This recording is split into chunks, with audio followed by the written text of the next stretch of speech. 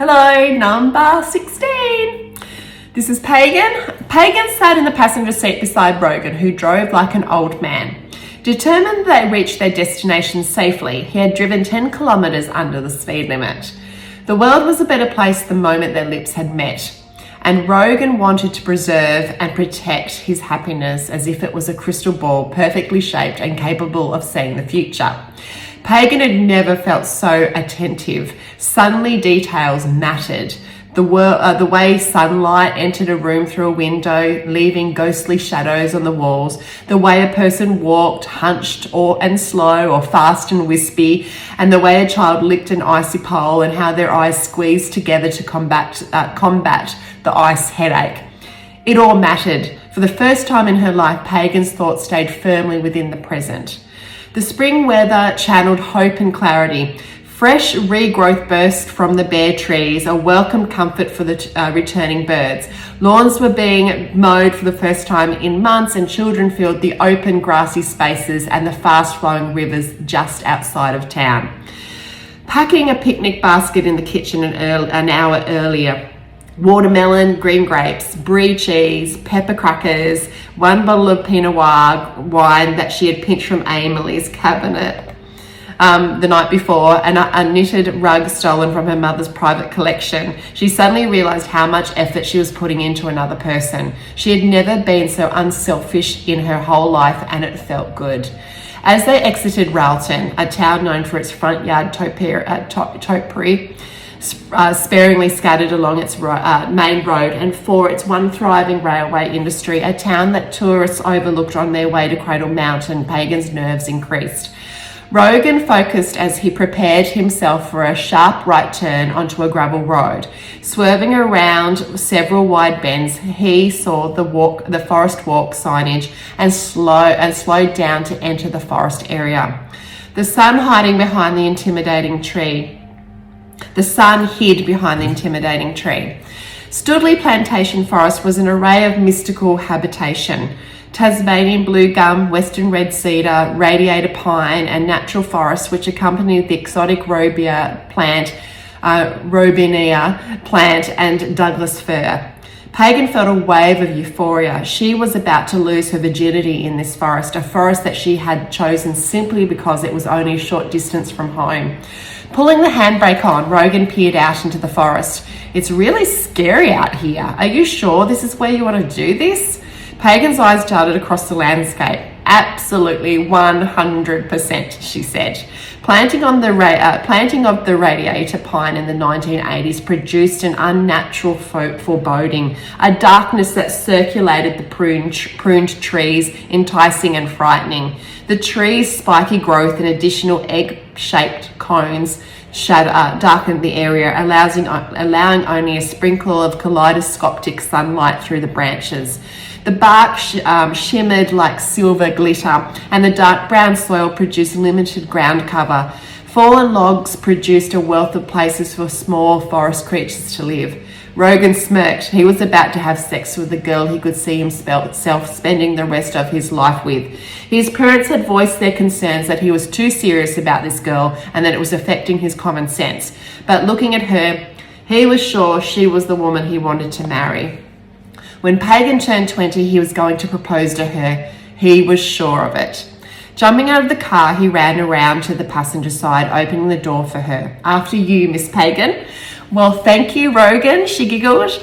After grabbing the picnic basket from the car boot, they walked together down the spacious forest track, their hands moulded into one, her right hand inside his left. Settling on a spot, they scanned the area. It was as if nature had made a room just for them. Colours, green, browns and amber created abstract forest art and a grassy bed for them to lie on. Pagan felt a natural connection to the trees. Spending limited time outside, she wondered why she felt a strong chemistry to an unfamiliar bushy landscape. The smell of bark and fresh air calmed her nerves. Suddenly she realised she had missed out on a childhood she would have cherished, lost for hours exploring hidden cubby houses or treetops, but instead she had sulked around her home, a home that she hated. Opening the picnic basket, she grabbed out the knitted rug, shaking it out until it naturally smoothed out, placing it over the grassy patch, spiky leaves and pine cones. Without acknowledging the irony that she was turning into her mother, Pagan poured Rogan a glass of wine, handing it to him first. After all, it was only polite to serve your guest first. Pagan took a large sip from her own glass. "You know, Pagan, you're underage." Pagan laughed loudly, scaring a flock of newly arrived birds. Since meeting Emily, she had tried almost every drug and alcohol Emily could buy in a small island state. How smugglers managed to fly drugs into the state always concerned Pagan, but she had learned not to ask questions and just flow with it. Emily was not about to tell Pagan that witches trafficked the narcotics via broomstick. A glass of wine. I just have to write something down for a second. Broomstick, beautiful. A glass of wine was not going to harm her now. Cheers. They twanged their glasses together and sipped. Rogan placed his glass down and grabbed her chin. "I'm so crazy about you." He kissed her, lingering in the flavours.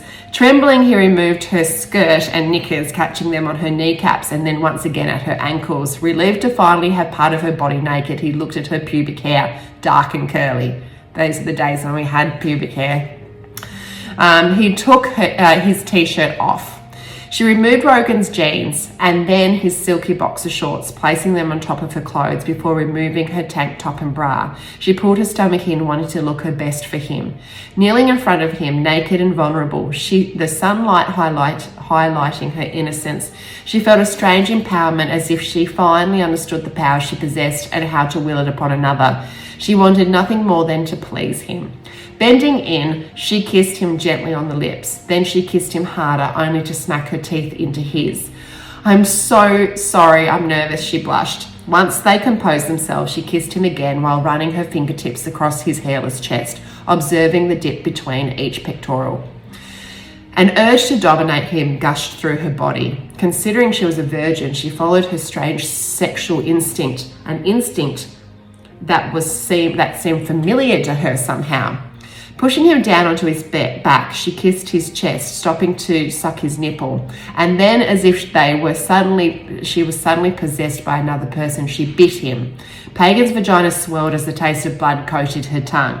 Looking up at him through her hair, she noticed that his eyes had lightened in colour and his lips had thinned. His penis had hardened underneath her stomach. He had liked the pain as well. She sat up. Reaching out, she gently stroked his hair away from his forehead. "I love you." He reached out, massaging her hardened nipples. She grabbed his hand from her breast, placing it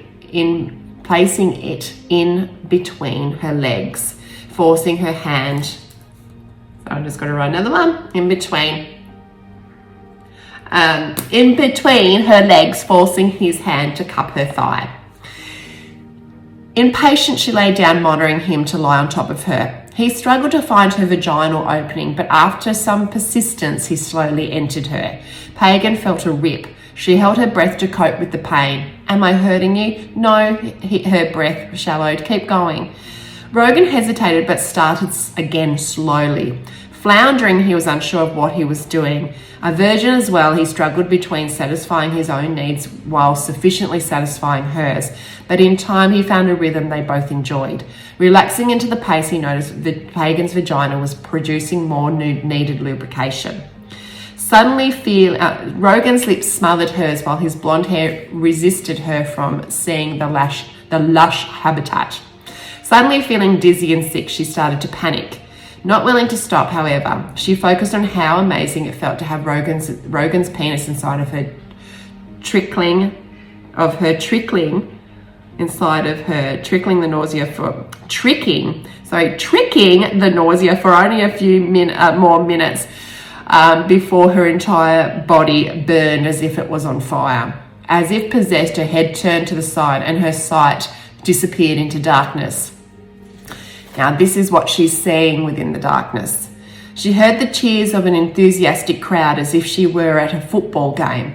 The rise and fall of their voices signified that Pagan was entering an event she should be fearful of, and then, as if she had entered a dream state, a new world presented itself. A crazed crowd stood behind a drum line of soldiers. A man whose shoes were covered in mud grabbed Pagan by her hair, throwing her from a large wooden cart into a short lineup. Her long frock looked hooked underneath her black boots, and she stumbled for a few steps before gaining her composure. She soon realised she was in a lineup with several other scruffy men and women. Feeling a wave of recognition, a deja vu sensation that she had done this before, she settled into her dream state. Was she indeed sleeping? She was not sure.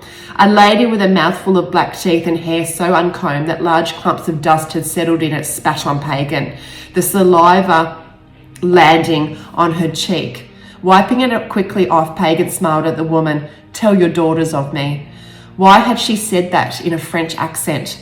Lost somewhere between reality and fiction, both worlds seemed completely plausible to Pagan, as if one foot was trapped in the past and the other in the present, but her instinct was to jump with both feet into the future.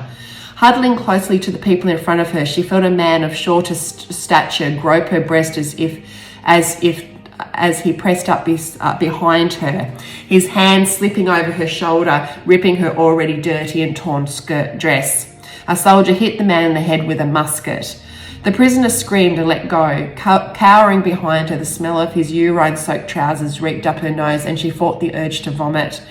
Wide and joyous, hundreds of pairs of eyes glared at her, all enjoying her anguish. Some she recognised, while others she did not. The adrenaline-pumped spectators all cheered and waved their banner, while the next three prisoners' heads were cut from their bodies by the guillotine blade. She was next. One set of eyes stared solemnly, a silence amongst the noise, tears falling down her pale cheeks. She managed a wink and a half smile and a goodbye. It was Emily in another woman's body. Pagan shrugged her shoulders in reply. Not a goodbye, but here we go again. Emily would miss her, but Pagan felt nothing but hope as she walked towards the scaffold. She had achieved what she had set out to do, to write a book, a diary for her to read in the next life. But for now, it was time for her to lose her head again, and it had been a pretty head on a delicate neck.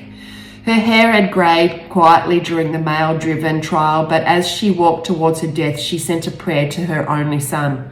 She knew that she would not live for a long time. She never did. Why would she have thought any differently this time, particularly in a time of war, a war she had chosen over her duty?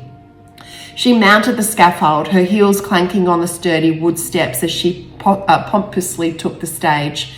Pride calming her nerves, and she smiled at the crowd, a crowd that hated her for now.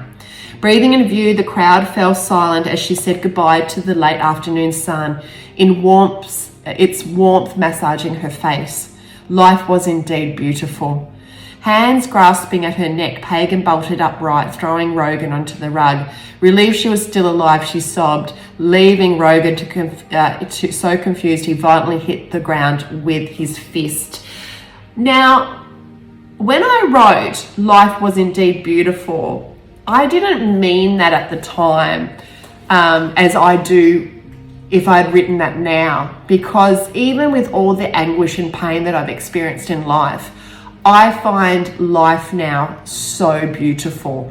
And I think when you have gone through trials, even the smallest things are the most beautiful things. The friendship that you have, a smile, the laughter that you have with a friend, or playing with your kids, all those things become so important. So what we've just learned there is the act of sex has something to do with awakening Pagan's memories. And now we know that she must have in one reincarnation been French.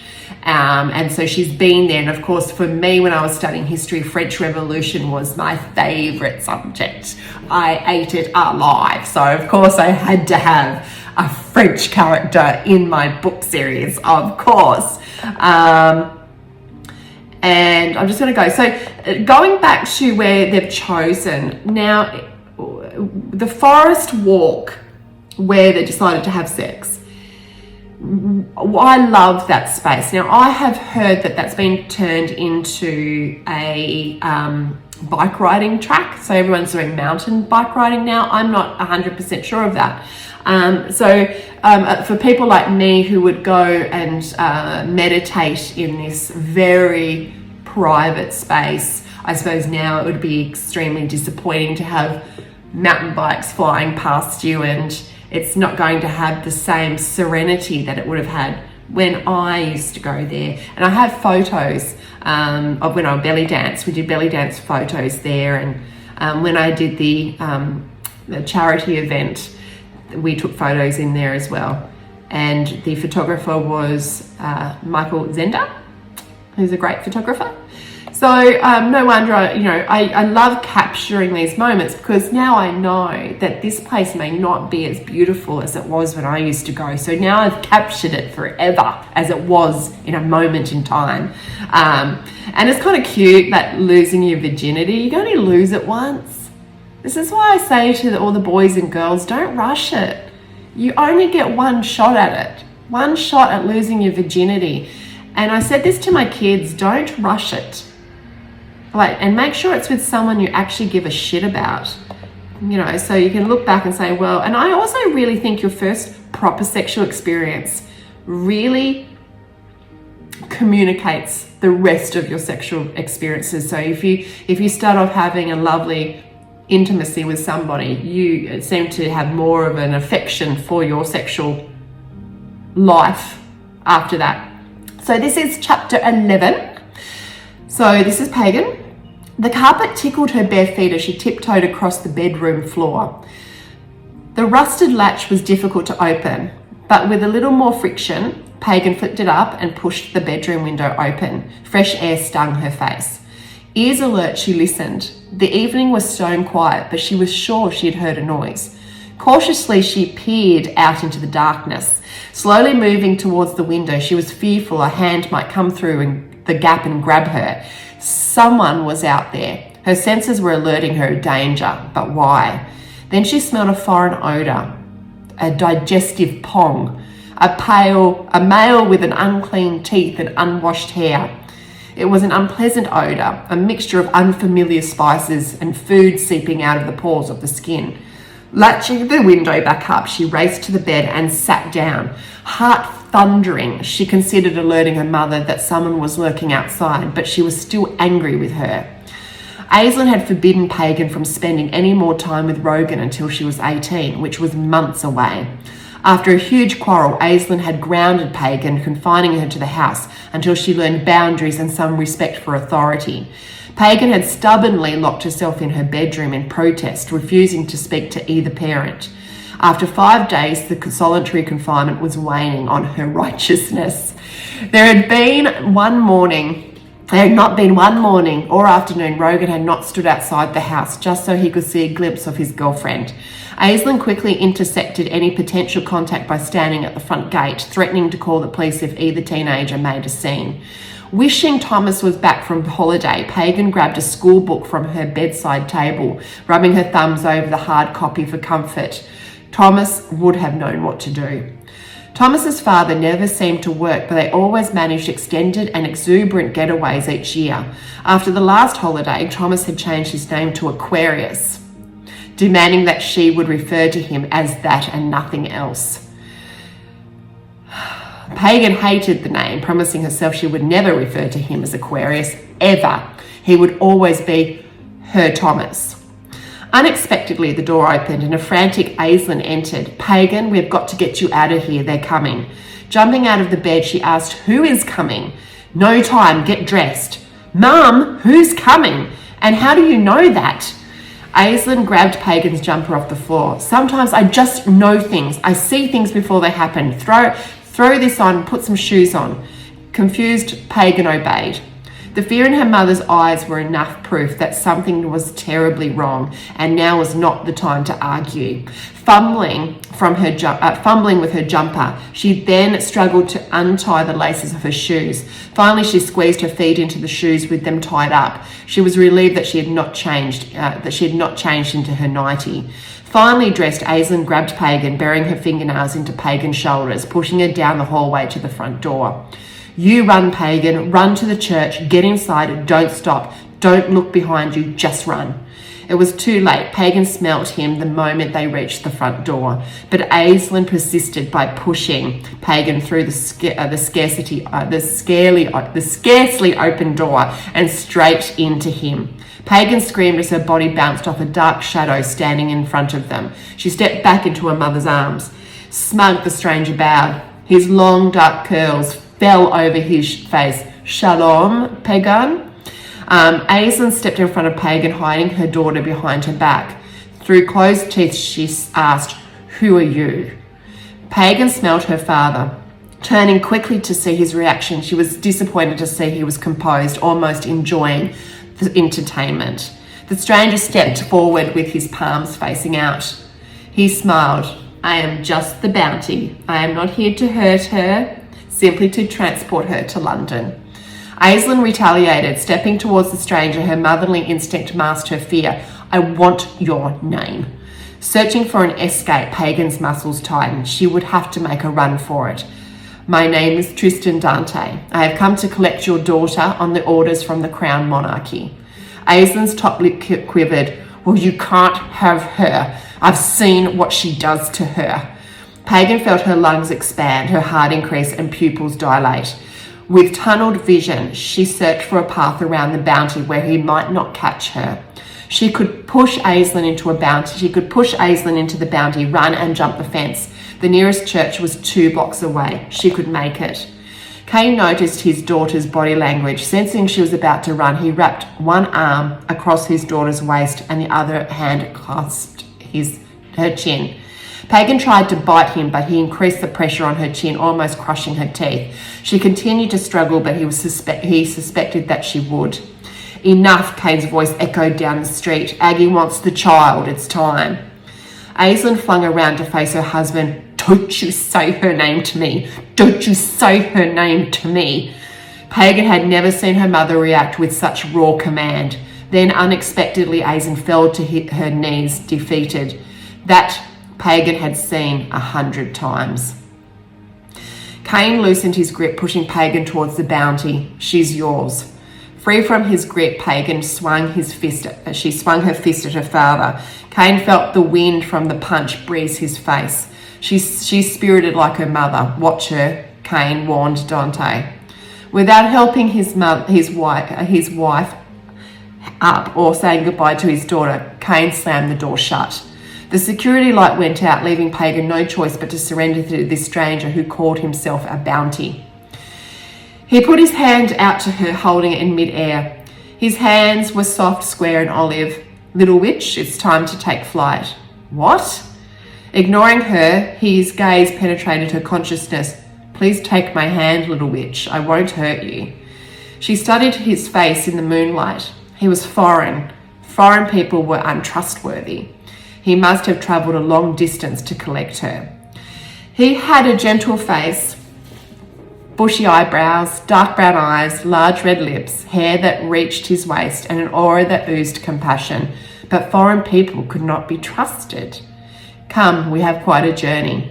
Like a caged lion, she cautiously grabbed his hand.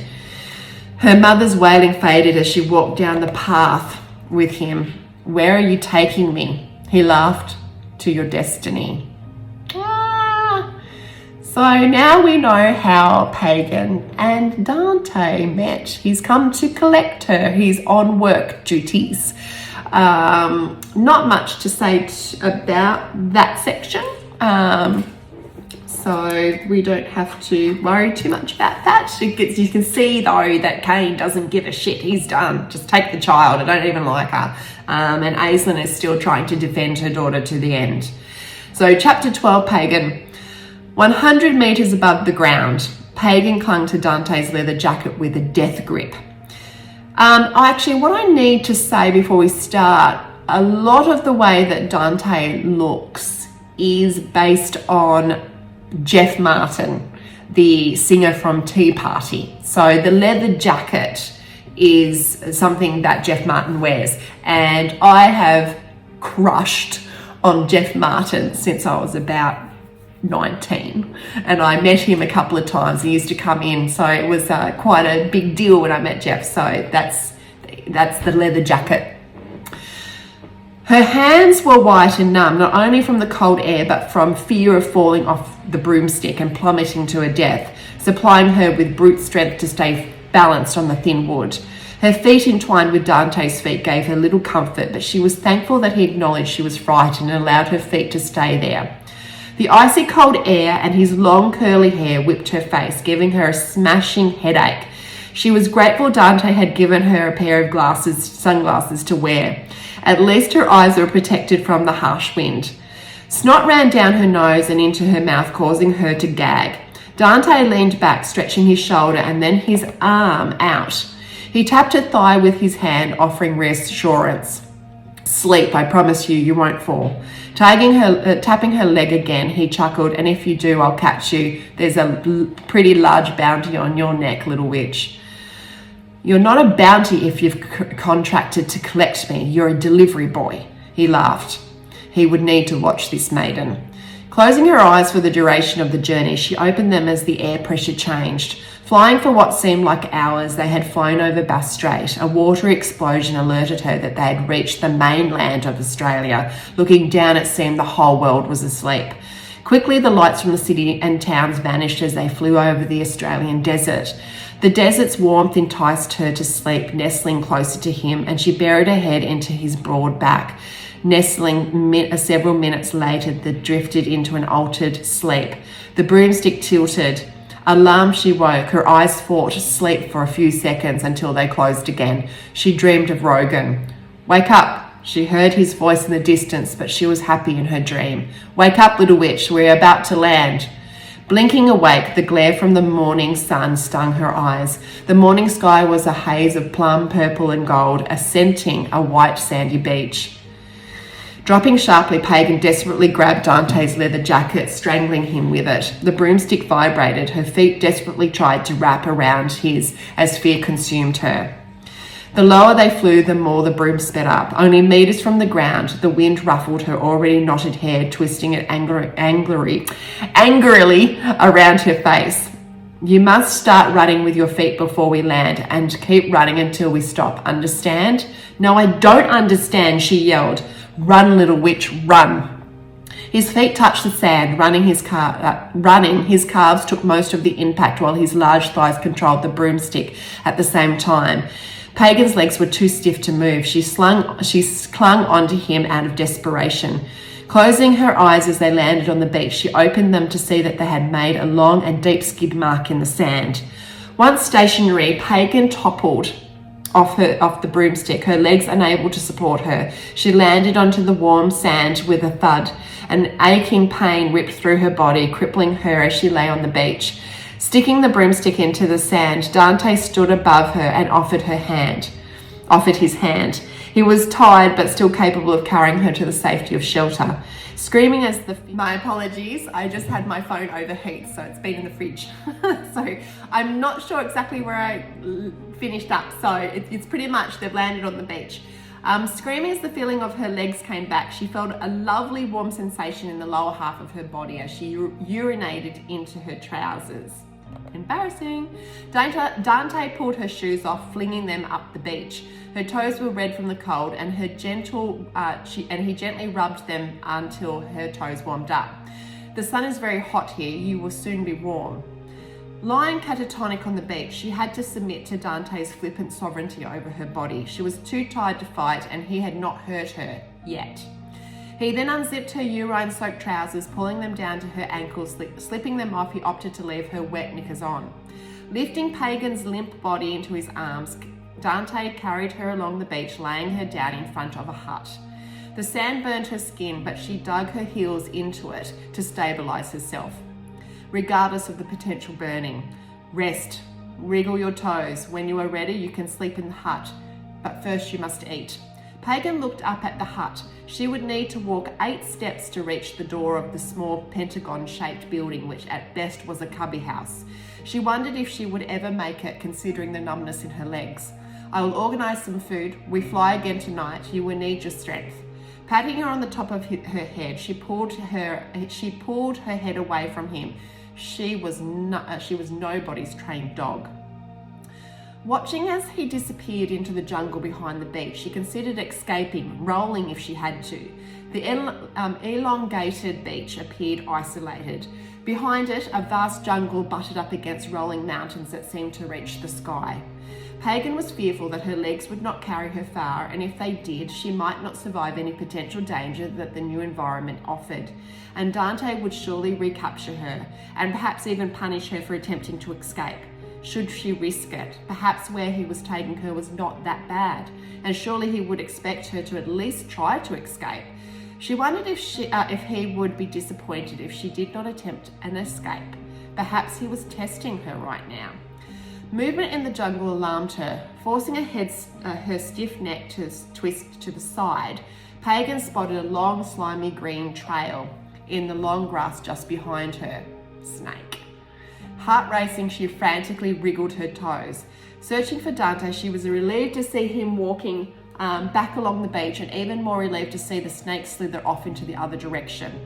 A woman middle-aged with youthful olive skin had joined Dante. She was no taller than 5 foot. A white and yellow frangipani flower tucked neatly behind her right ear complemented her long, straight black hair, large oval brown eyes, and perfect white teeth.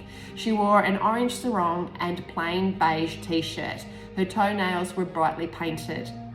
Pagan suddenly felt safer that a woman had joined them, even if she was embarrassed that she was wearing urine-soaked knickers in front of a stranger.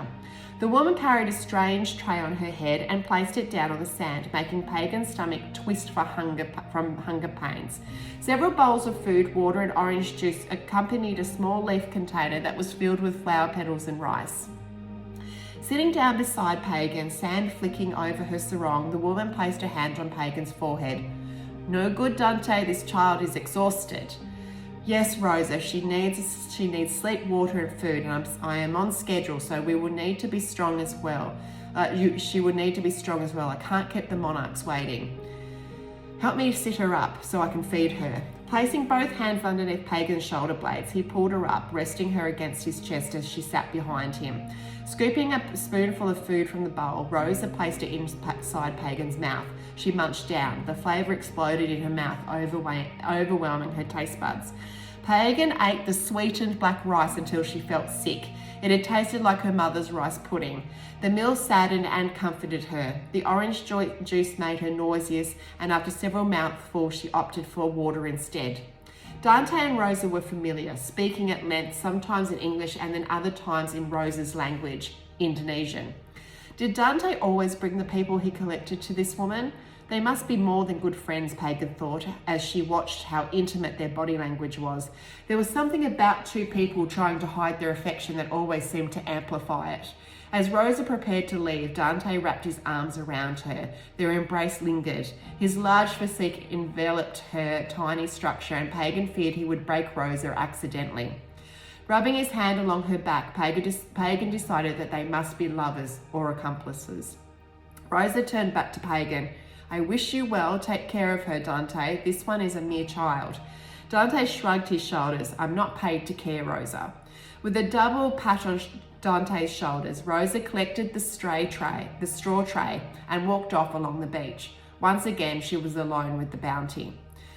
"You have colour in your cheeks again. I'm sure you can walk to the hut now," Dante assured her, and then he walked off, leaving her alone to fend for herself. Warm and full of food, Pagan slowly stood up and stumbled towards the hut. Her heavy legs took each step cautiously. Holding onto the rail, she looked up at the door. She was relieved that she would soon be sleeping in bed. Testing the door, it stuck. Pushing it the remainder of the way, she struggled to close it behind her. She did not have the strength for obstacles, not even the easily overcome. The room was basic, a double bed and a large white mosquito net that hung over the ceiling to cover it. The floor was covered in dark green tiles, and a cockroach scampered along as if it was scared by her presence. Too tired to close the window shutters, she still appreciated how beautifully decorated the window was before falling into bed.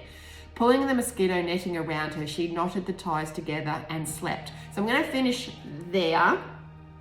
So I'm just going to put bolting upright in bed, which will be our next one. I had a little laugh because I mentioned, so this is Bali, and I have been to Bali, and so I'm pulling on all my strengths to encapsulate what my time was in Bali. And I had to laugh because one of the first nights I got to Bali, I was really tired and I went to sleep, and in the middle of the night, in the beautiful hut with the green tiles, I went to the toilet in the dark and something grabbed hold of my foot, and I remember thinking, oh my God, I'm going to end up in hospital, someone's attacked me, and it was a cockroach, and I pulled the thing off and flung it because I'm not scared of cockroaches. But I tell you what, when they grip, they grip. So you can see, and the story behind the way that Pagan has fallen off the broomstick, it has a lot to do with when I went not skydiving, but similar to skydiving, how you have to land, I can't remember what it was, but anyway, I was in the sky and I had to land like that. So that's the way that I pulled in some encouragement into that area. So thank you.